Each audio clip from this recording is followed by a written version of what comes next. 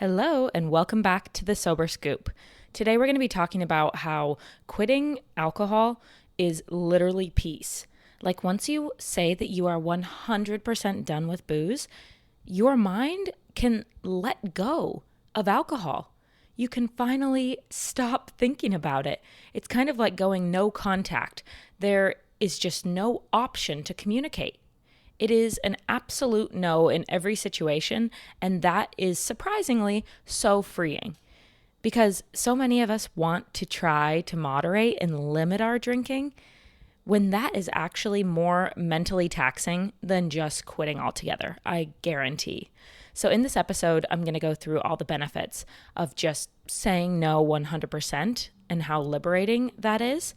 And I'm going to tell some stories about my failed attempts at moderating. So let's get right into the episode.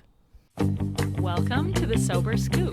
This is a judgment-free zone where we talk about how to get sober and stay sober. You're not alone. I hope you feel seen. Quitting alcohol is the best decision I've ever made.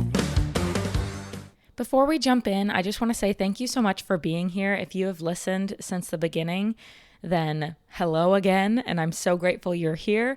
If you are brand new, welcome. This is a sobriety podcast where we talk about how to quit alcohol and how to stay sober in a world that is surrounded by alcohol.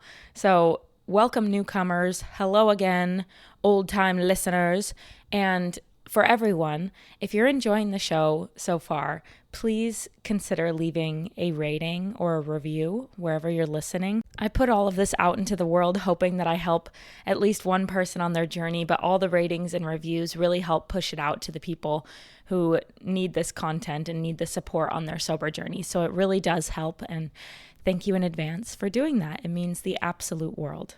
While we're taking care of some housekeeping, if you haven't joined our Facebook support group yet, I highly recommend joining. The link is in the description, or you can also search it on Facebook. It's called The Scoop Troop. The Scoop Troop. TROOP. And that place is just an awesome community where everyone connects about where they're at on their sober journeys, their struggles, their successes, and it's a really beautiful place. It's kind of like a social network in itself, but it's all people going through sobriety. And what's really cool is you can post in there anonymously if you want to, or you can post as yourself. You can connect with others in your area. It's just amazing. So consider joining. The link is in the description. Now, without further ado, let's talk about moderating versus quitting. I've made an episode about this before, but it continues to be a topic that so many people ask about on my social platforms. And also just, it seems like almost a foreign concept because our brains want to tell us that like we could exist in this world and consume a little bit of alcohol. Like we have to at least consume some to be a normal human being, right? Like quitting would be crazy. Everyone who's considering sobriety tries first to limit the amount of alcohol that they're drinking. I mean, I don't know of anyone who didn't at least try that first before quitting 100%. We all try to reduce the amount that we're drinking. Oh, I'm only going to drink on weekends. Oh, I'm only going to drink past 5 p.m. Whatever your little rule is, we've all tried it. But sobriety is the answer without sounding too preachy. Like, it's so much easier. I swear. The thing that I talk about all the time is that I failed at moderating. I completely failed at limiting my alcohol intake. I got an F on that test because I would try something and then I would not succeed at it. I would break my own rule that I set in place. And that is really bad for the mental health too. Like when you say, I'm going to do this, right? I'm going to only drink past 5 p.m. and then you break it. You fail yourself. You repeatedly fail yourself over and over and over again. And it is exhausting and really bad for your like self-worth. You're thinking to yourself, oh my God, I put one freaking rule in place and I cannot stick to it. What is wrong with me? Like that's what I was going through for probably a year and a half before I finally said enough is enough. I'm quitting. Let me tell you some of the moderating strategies I tried. First, I tried only drinking on the weekends. And first of all, if there was a birthday party on a Tuesday, I'm going to drink at the birthday party. But then I would tell myself, oh, since I drank on Tuesday, maybe I could try to not drink on Saturday. Or is Friday part of the weekend? Maybe I could not drink on Friday because I drank on this Tuesday. And then it was, when does the weekend start? What is the definition of weekend? If Monday is a holiday, can I drink Friday to Monday? Then I'm only giving up Tuesday, Wednesday, Thursday. But that'd be better than what I was doing before. How about if I only drink half of the day on Saturday? What if I start drinking at 2 p.m. instead of at 9 a.m.? Oh my God. It was like alcohol was always on my mind. You think that you're doing yourself a favor by limiting your alcohol, but it makes you think about alcohol way more. It's horrible. And I definitely failed at that one so many times. Because yeah, if there was a happy hour on Wednesday, I'm going to the happy hour. And then I would try to make all these deals with myself.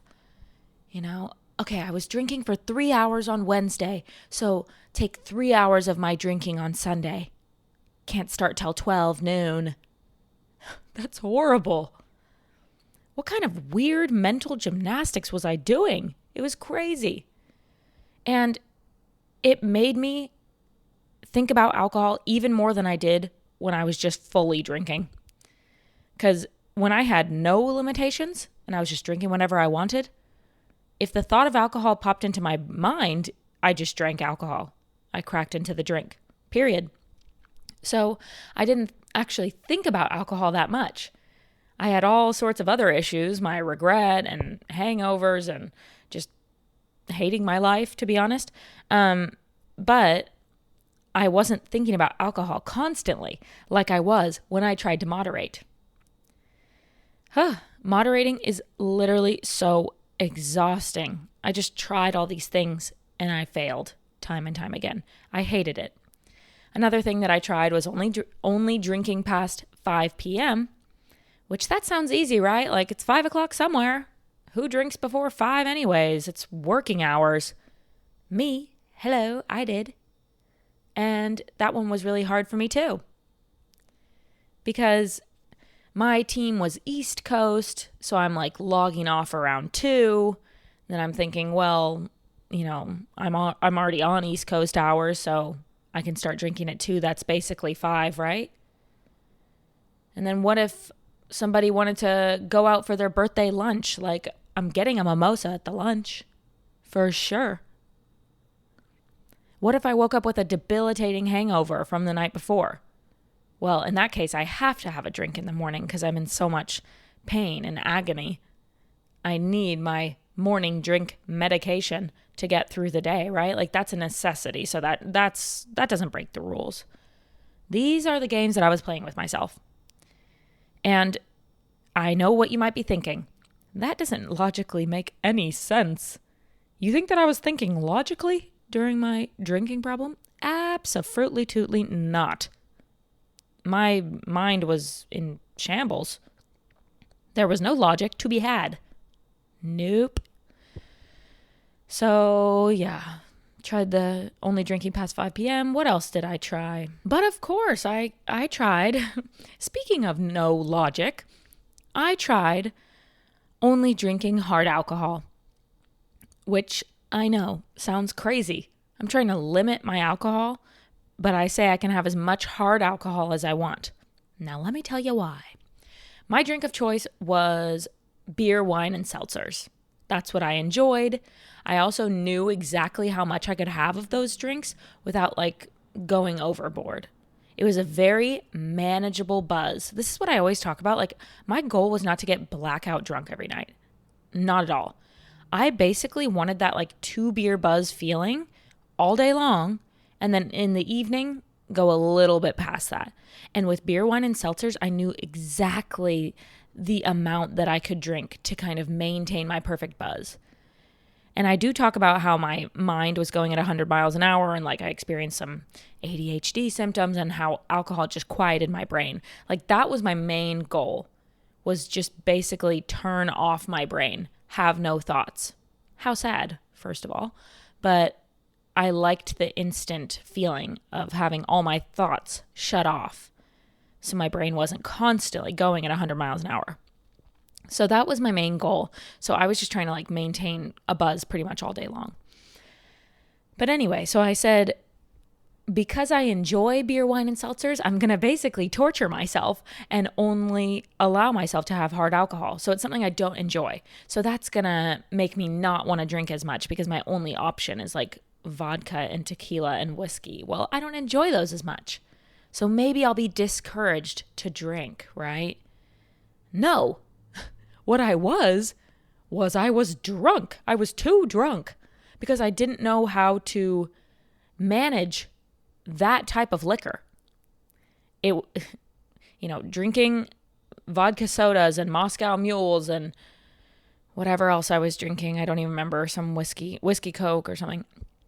All that stuff was way harder to manage for myself than beer, wine, and seltzers. Because I would have one kind of cocktail and I would be like, I don't feel anything. So I would like have a shot and another cocktail. And the next thing you know, I'm kind of too far. I've gone past where I like to be, and then I'm feeling sick, and then I'm waking up with a hangover. And that was a disaster, if I'm being honest. And you know what else would happen?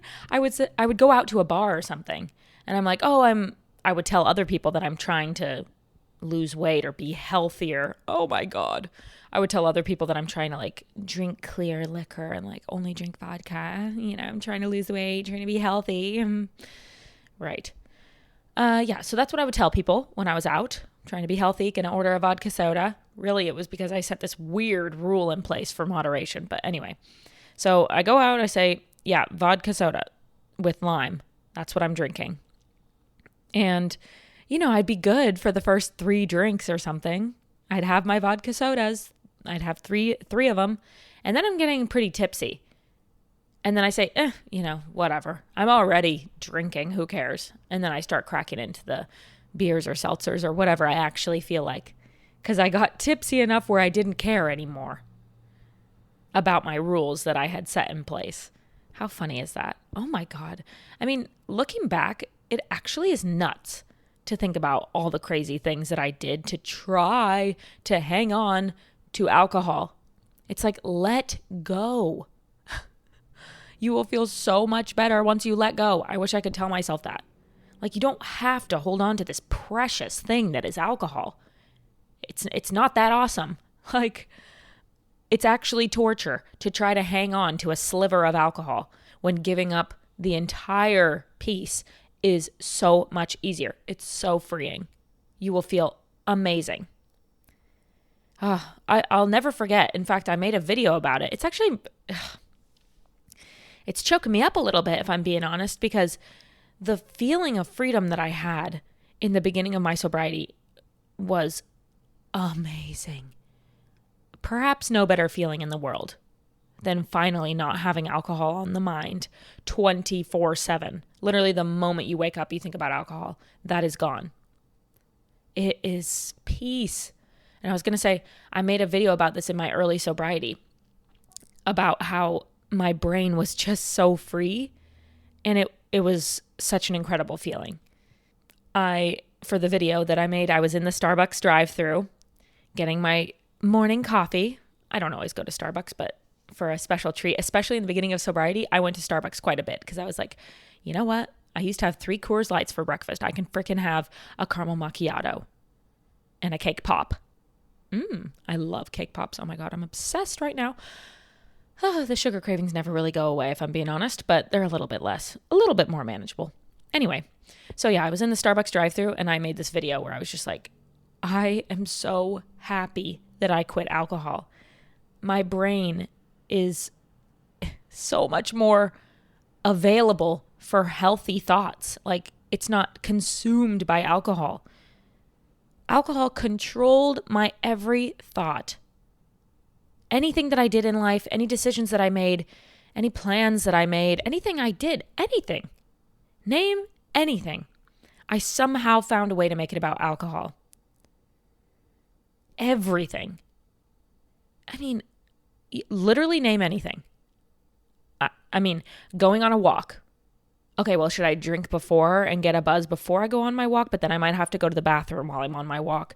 Maybe I should bring something with me. There is a bathroom at that park about a half a mile that way. So I could bring my drink and then go to the bathroom there. So maybe I should just go around the block a few times so that I'm always close to the apartment. Like, those were my thoughts for going on a walk, was about the drinks, the bathroom situation. I had bathroom anxiety about, for my walks. I just made a video on TikTok about going to a baseball game and how my thoughts were literally like, should we drink before the baseball game? Because at the baseball game, the beers are like $15 each. So we should definitely catch a buzz before. But the stadium's an hour and a half away. So then we're going to have to Uber to the stadium. And then the Uber is going to be literally more expensive than the beers would have been. But we're going to be drinking at the game also. So then we're going to have to Uber back anyways. Or one of us is going to have to stop drinking like an hour before we have to leave. But then I don't want to make anybody have to stop drinking. And then at the stadium, they only let you get one drink per ID. So I'm going to have to go up and get one drink at a time, which is going to be really annoying. So maybe we should give up our really good seats and go sit at the bar at the stadium instead, so that we're at a really convenient location to go back to the bar. But then the people that I'm with are going to think that I have a drinking problem because I'm drinking so much beer. I mean, oh my God, that doesn't even do it justice with the amount of thoughts that were going through my head for a freaking baseball game. It should be about the baseball, but it was never about the event. It was about the alcohol. Constantly. If we're pre-gaming before, where am I going to put the can? Should we stuff them under the seat? Should we bring a garbage bag to put them into? Like, what if the cops get mad at us because the tailgating situation is totally off limits at Dodger Stadium and blah, blah, blah, blah, blah, blah, blah. Oh my God. It makes me really sad looking back to that point in my life, because alcohol just controlled my every thought. And it made everything so complicated. Oh my God. Jesus Christ. It was just like so much coordination for everything. Everything is such a conversation. That is one thing I love now that I am sober, is like, if I want to do something, I get in the car and I go. I do not have to think about how am I going to get home, because I'm not going to be drinking there. Nobody in my group has to think how are they going to get home, because they have me. Yippee. Forever designated driver. And I like it that way. I know that I'm going to get to listen to the music that I want on the way there. I'm going to get there. I know what the parking situation is. Like, I don't know. It's just peace. I really don't have to think about anything. If I'm going to do something, I literally just go and do it. There's no pre-gaming. There's no hiding my drinking problem. There's no hiding the evidence, like the cans and things like that. There's no worrying about drinking and driving. Like, it's just so easy. Everything is so easy. And sobriety is literally peace. It's so incredible. So if you are currently moderating or trying to limit your alcohol and you're successful, that's great. Good for you. If you're able to do that, you probably have a little bit of a different relationship to alcohol than I do, which is cool. Everyone's on their own path. But if you are moderating and struggling, then I have a message for you. Quitting will be the best decision for your mental state that you have ever made. You will finally stop thinking about alcohol, which is kind of the goal with moderating, right? You're like, oh, I'm going to drink less alcohol. That'll make me think about alcohol less. Like, that kind of makes sense in your mind, right? But actually moderating makes you think about alcohol more, and it's literally more torturous than just being a full-on drinker, which we don't want to do that, because that is ruining our lives. And like, that is the wrong decision in every way. Moderating is a step in the right direction, but it is so agonizing that I promise quitting is just easier. It's literally so much easier. And if you've already quit, congratulations. Hopefully you are experiencing some of the mental clarity and just freedom. It is a beautiful, beautiful thing.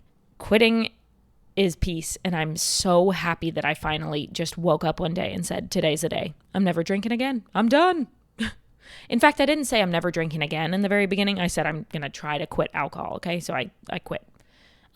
But when you turn off that option in your mind, like, alcohol is not an option, I do not drink. I identify as a non-drinker. I am no longer a person who drinks. I'm not a person who drinks who's trying to stop. I am not a person who drinks, period. And that mental freedom of like, it's not even an option is so beautiful. And you will thank yourself for making that decision. So thank you so much for tuning into this episode. And I will see you on Thursday for another one, baby. Have a great day. Don't forget to leave a rating or a review after this episode, and feel free to join our Facebook support group in the description. Bye, guys.